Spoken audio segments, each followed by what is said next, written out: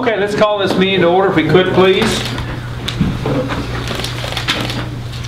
First order of business today would be the minutes from the April 3rd meeting mailed to the magistrates. Motion to approve is presented on the minutes. Motion by Sam Hutchins to approve. Is there a second? Second by Jerry Hahn. Further discussion?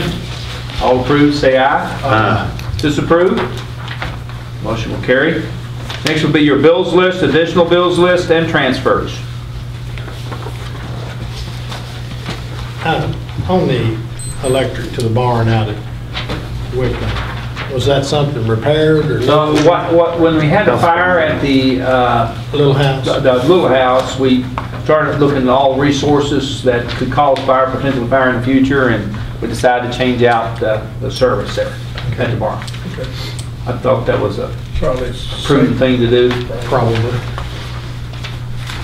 And you notice on the bills list of school transportation from Nelson County, I think, Rhonda, that's the last bill. That's the last one, so we'll send in for reimbursement once we get that paid. See anything else major that stuck out that would be a conflict with any of you fellas? I didn't see that. Pay the bills and transfer. Motion from Bernard Ice to pay the bills and transfers. Is there a second? Second. Poor old Jerry got to do all the work here. Jerry seconded. All approved, say aye. Aye. Disapprove? Motion will carry. Thank you all. Today we have a special guest with us today. He's a recycled dude.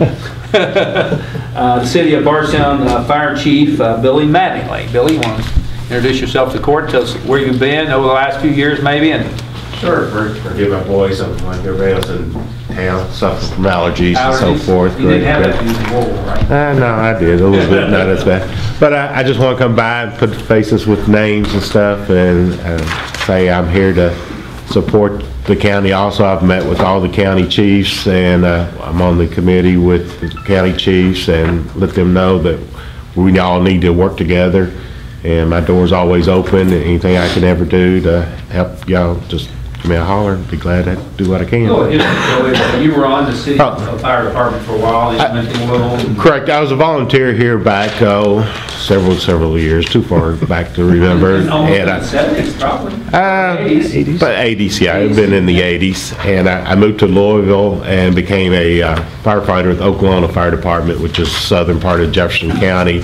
Worked my way up to battalion chief and assistant chief, and worked there for 32 years before I retired in November of last year. And shortly after retiring, the Bardstown chief job came open, and I applied for that and was lucky enough to get hired for that. I'm glad to be back. Thank you. Okay, next order of business would be the second reading of the Telecommunications Franchise Ordinance that was advertised for a second reading and adoption today. Oh. Hey, there's some new things on the bulletin board. I appreciate it. We need television back here, don't we? To watch it. Motion to approve on second reading and adoption. Motion by Jerry Hahn, or second. Second by Sam Hutchins. Discussion. All approved, say aye. Aye. Disapprove? Aye. Motion carries. Good job. Good job. Can I explain my reason why? Sure. I would just like to say, and I've told the Bluegrass guy before, it's not that I was against this, kind of, sort of, but yeah, like I told him earlier, it's kind of like a highway being built, and we built the off-ramps before we built the main highway coming to it. And I was just having a little bit of problem with that, but I think it's gotten funded. I think it's, and I wish the best of luck to you, and I hope you provide us with some very good service. And thank y'all for your time and trouble. Okay, thank you, Keith. Next will be appointment to the Health Board. Dr. Spencer Hubbard has agreed to volunteer to serve on the local health district board. Each of these boards require certain amount of veterinarians, certain amount of family physicians, engineers, etc. And he's also agreed to serve on our district health board, which every quarter we have to meet in Elizabethtown. And that is a real tough, because we meet at 6:30 at night.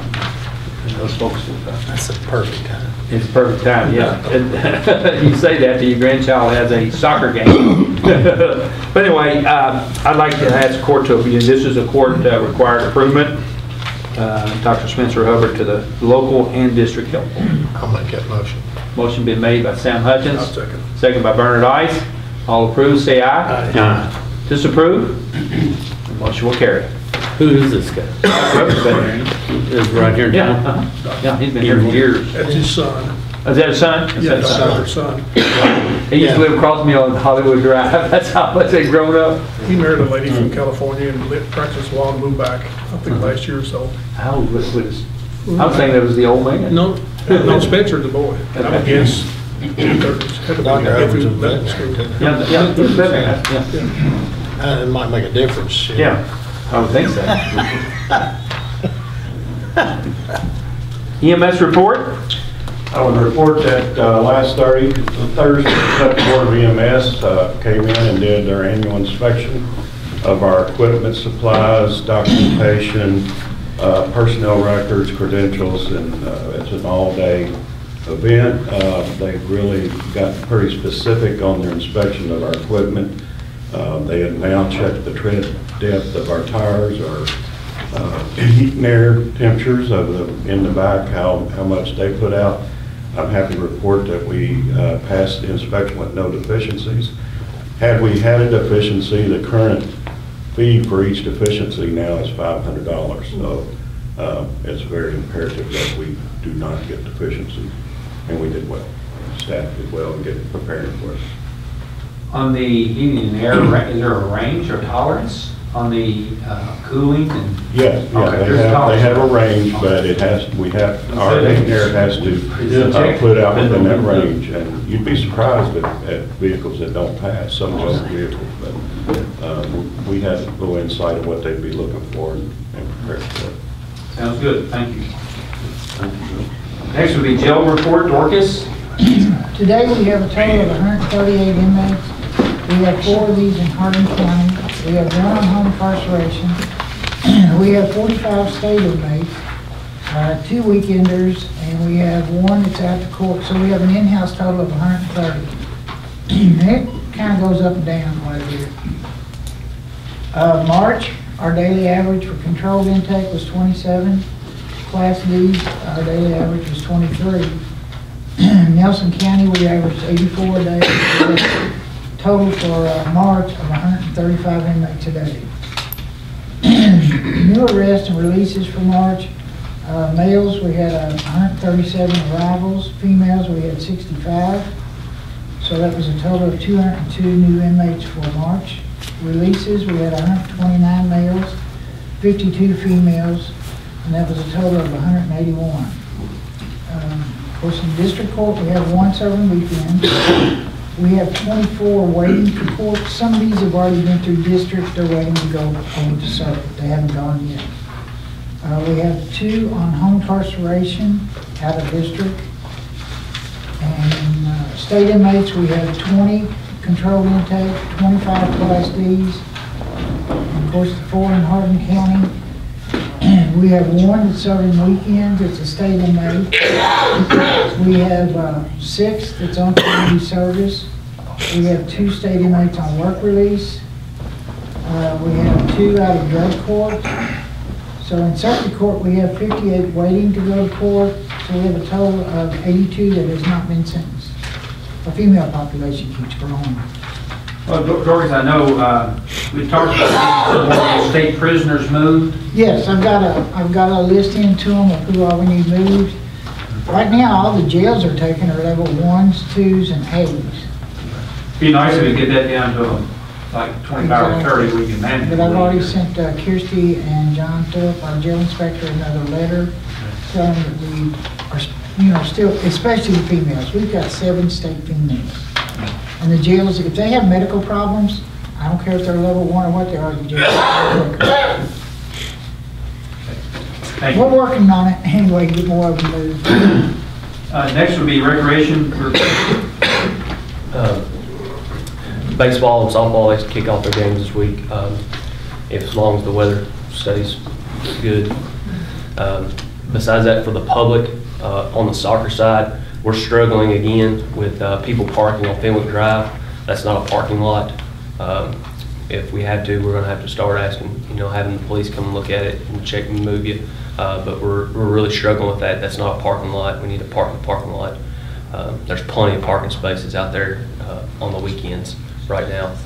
Soccer's the only thing that's going on the weekend. They just gotta walk a little bit. They just gotta walk. Yeah, I got pictures Sunday of several vehicles, and they were parked in between the no parking sign on Fenwick Drive. So if you guys want to write tickets, I'd say if you start a ticket campaign, the parking will stop. It'll go where it needs to be. It just makes it hard to get in and out of there if we had an emergency or anything. Yeah, it makes it really tough. Thank you. Landfill solid waste report. Getting close to the end of bulk yard and pickup. We're not quite done yet. Still got about 2 weeks to get done. So far, it's a little, not quite as much as last year, but close. About 4,700 cubic yards, just under 1,000 tons, around 5,000 tires, with an approximate cost so far of $39,582. So should be Another week and a half. a week and a half, 2 weeks or so. Lee will report on that. Okay, Lee will report. Oh, wow. Okay. You got a new man on base now, don't you? I like that. No. Okay, that anything else, John? That's it. I have an extra copy. Okay, go ahead, we'll go to the road department report. And I think all of you guys do know, I mean, I brought Lee with me this morning, just to kind of introductory to you guys and see how this process works. I'll let him give the brief report we have on the road department, and I'll finish up with some of those. Some other reports that projects we're working on. Go ahead, Lee.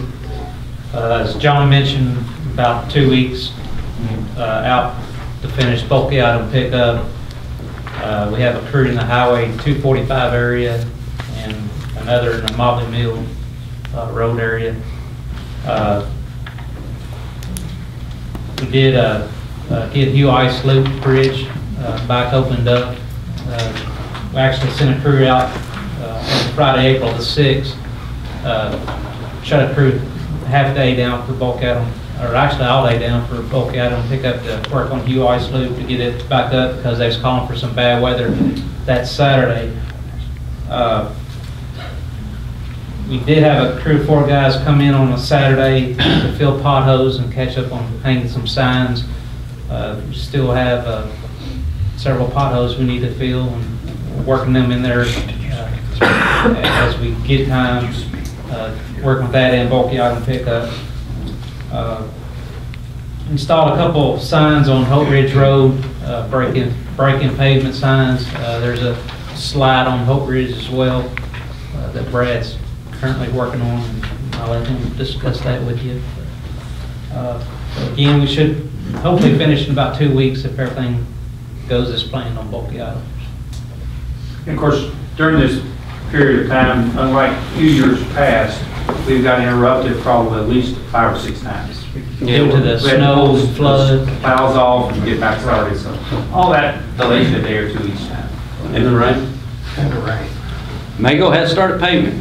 So they paved Walnut Creek, that entire subdivision with the exception of one road off to the left.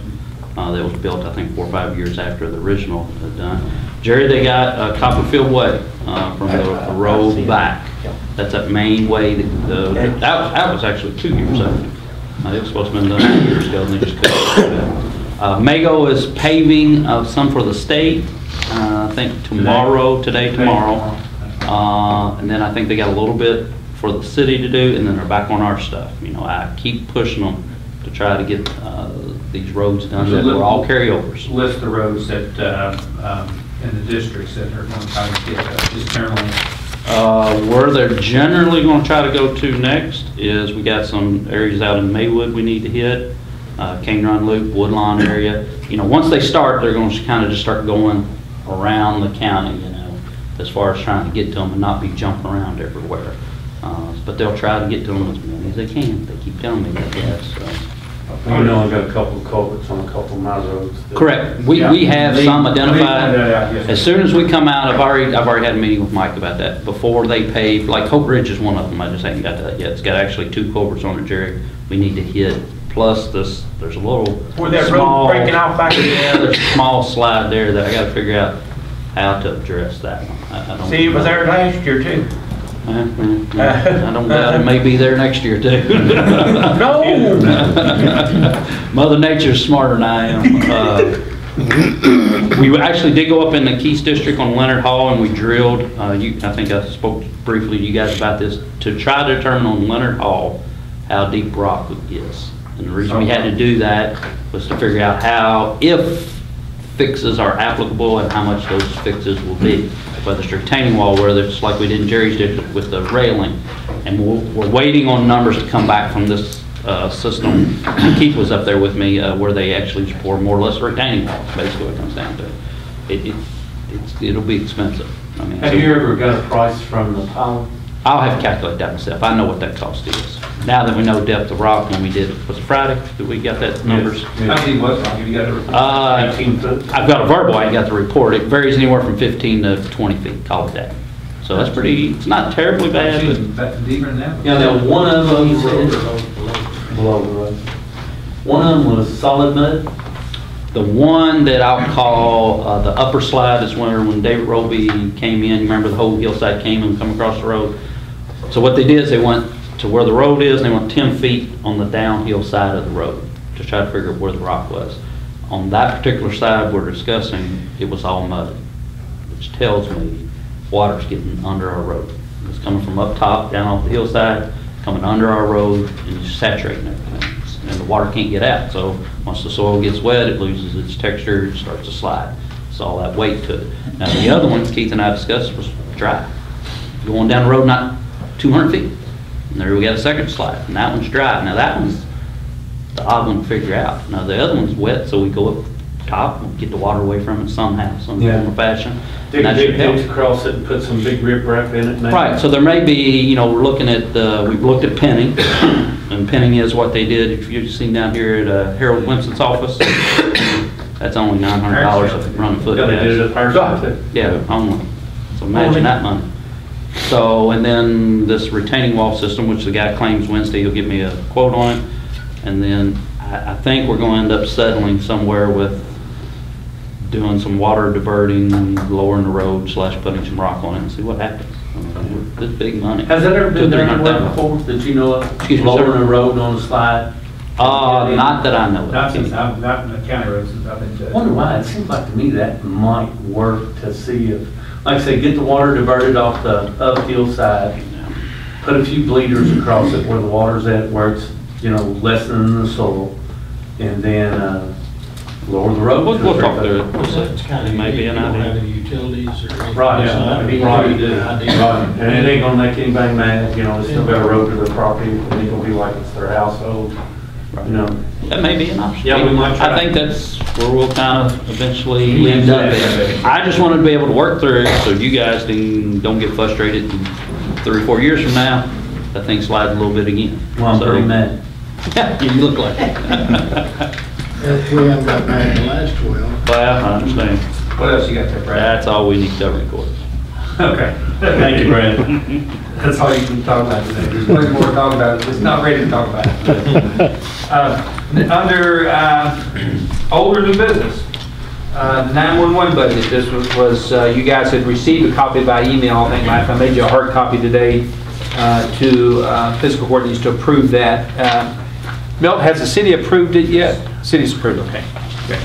I've gone through it, reviewed it. I would recommend approval from the court as far as the budget goes. I'm fine with it. Motion to approve. Motion by Jeff Lear. I'll second. Second by Sam Hutchins. Discussion? I got one question. Milt, what do you feel like the most major problem out there at the 911 right now? We're gonna be staffing. Staffing. People. And we're making efforts to do that, to help Bumping our up retention. salaries. Retention and recruitment. I know, you know, like I told you earlier, the last meeting, I haven't received a phone call, maybe one since you've been there, but it was, you know, it was an okay phone call. It wasn't like, they didn't like anything that was going on, So something must be going right out there. And I appreciate all your time and effort, and Joe's too. I know Joe's a big player in this too, so thank y'all for your time. Keeping Nelson County safe. All approved, say aye. Aye. Disapprove? Motion carries. You know, you run for office, you give a good speech here. I might be. This fall. Okay, this afternoon from 5 o'clock till 7 o'clock at the Thomas Nelson High School, there will be a public review of a connectivity study on a western bypass. It's at Thomas Nelson High School from 5 to 7. The public's invited to view that. On the county budget, you know, the state budget has been picked over and plucked on and redone, and so Ron and I have been waiting for numbers to come from Frankfurt. A little unusual this year the way it fell. I'm required to present the court with a budget by May 1. Because we're waiting for several items in the budget that will be critical, whether it be jail allotment, whether it be the phase-in on the pension program. Nobody can tell me exactly what that says yet, so I'm going to try to. I know there's a 12% cap on the year, but we need to see exactly what that is. Then also, I reported to you guys that the State Senator Higdon was able to restore the minerals tax money back to the counties. It was cut from 100, and on our case, a little bit different. Our rock sales at the quarry has been really, really, really good, and it would have meant about $125,000 to $150,000 a year cut per year to fiscal court, Nelson Fiscal Court. But we were able to get that restored. The coal severance, I think, was restored. We got a little bit of that money. I don't know if we got fully restored on the ours is impact, but theirs is the severance. I don't know if it was fully restored or not. So we're going to need to call a special meeting towards the end of the month. Now we have two options I'd like to present to you guys. And the first option would be, and this would be probably a 5 or 10 minute meeting where I present you the budget. We have a platform already. We already have a template already done, working on the details. I would like to either April the 27th on a Friday morning, or the 30th Monday before the next fiscal court meeting, which is a Tuesday. But I can't wait till Tuesday to give it to you, but it'd be violating the statute. Right. The spirit of the statute would Tuesday would be fine, but there's always those technical side that people want to pick on. So what's the options? 27th on a Friday. What's that? We have that bid opening on the 30th. That may be a good day if they want to hang around for that. Mm-hmm. That's totally up to those guys. We're bidding the roof and the tuck point on the 30th. 10:30. Yeah, that'd be too late probably. Too late. Some of these guys actually do work. Friday. Right, yeah. Only two of them. Depends on who you did it beforehand. Like 8, did the meeting 8. Yeah. Start Yeah. there. It's up to you guys. That's right. Which day is better for your, so Monday would be better for us probably, in all honesty. Okay. Because then the next morning we'll have a full-blown meeting too. That's fine. Can we do it at 8 o'clock on that Monday morning, and I'll make sure everybody gets a text reminder? Yes. Since it would be an off day. Okay, we will set the next special call meeting will be Monday the 30th at 8 a.m. Media, you'll get a copy of that. You could do it at 11:15 that night and do them both and be done. 11:59 is what I told. Yeah. That's what I told Matthew earlier. Okay, and technically the next court meeting, you're only required by statute to have one court meeting a month anyway, but we always have two. But this will be a special one. Magistrates, you have anything? Judge, you talked about the pension system. Do you have any idea how it's going to affect us on the cost, on the numbers we're seeing out of Frankfurt? Well, of course, the initial cost estimate was $875,000 in additional revenue needed. Now, if they go to the 12%, Ron, I can't remember, that would probably be in a couple of $100,000 range. Yeah, it's going to cut it about 300,000. 300? I thought it'd be a little more than that. No, the hazardous duty. I forget about the hazardous. So it's going to be very manageable then? Oh well, even the other, we'd already planned on the other, but it was going to put us in a real bind. I knew that one. Fortunate thing about us, we get to divide that amongst various funding opportunities, like this, the landfill gets funded, the road department gets separate, and so all these departments are separate entities in our budgeting process. The only one that was really going to be probably a little more crippled would be the general fund. General fund, which pays for the police officers' salaries, which is the hazardous duty, and that took the biggest increase of about $270,000. But we'll manage it. We'll deal with it. Thank goodness that Senator Higdon pushed for that, and I think Chad McCoy did as well, pushed for that phase-in. Small counties like Washington and counties smaller than Washington County, we're going to have a very difficult time managing that increase all in 1 year. In fact, they were going to have to probably lay people off and the services be cut. But we'll be fine. We'll be fine. Anything else, guys? Yes, Jerry. I want to thank Lee for what he's doing. I mean, we're good. He's right on top of things. Yeah. Yes, he is. Yeah, doing an excellent job. He is. He's blushing there a little bit. I thought we thanked him every time he got a paycheck. He looked. And Judge. Ma'am? Just a couple of dates I'd like to mention, please. Okay. Yes, please. Last day to register to vote is April 23rd for this primary. For people that are not alert to the party system here, if you're a registered Democrat, you have to vote within the Democratic primary. You're registered Republican, you vote within the Republican primary. And there is one race on the ballot for Supreme Court Justice for Kentucky that anyone can vote for no matter what. Okay? No matter what party you are. Exactly. Absentee voting machines are up and running in the county clerk's office for people who will be out of the county from all day long on election day 6 to 6, or now for people who cannot get to the polls due to age, disability, or illness, infirmity. They actually can now come into our office and vote if they can get there. I had a constituent ask me the other day, she's pregnant and due about the first 15 days in May, they won't take any chances. Can she come in and vote? There is, yes. Important. They need to call us, yeah, yes, I told her, but there are accommodations for that situation, plus the spouse. But otherwise, we will also do the mail-ins, of course, for those people. Some people can get in there, but they can't wait in the lines at the polls or get to the polls, or iffy. It works out good for you folks over there to get some of that out. I've really tried to make that happen, and it finally did. What if someone's wanting to change party affiliations? They do that by the 23rd or Party affiliation to change, did I hear you properly? It's too late. If you change your party, it keeps you out of either of the partisan races. Yeah, I think December 31st, what you told us back. It had to have been done before. Okay. And people are not aware of that, and it's a little frightening because, you know, if you go to driver's license, most of the time people don't re-register, but in certain situations they do, and I'm hoping they're alert to the fact that if they change that party or move from another county and change their party, it makes you ineligible.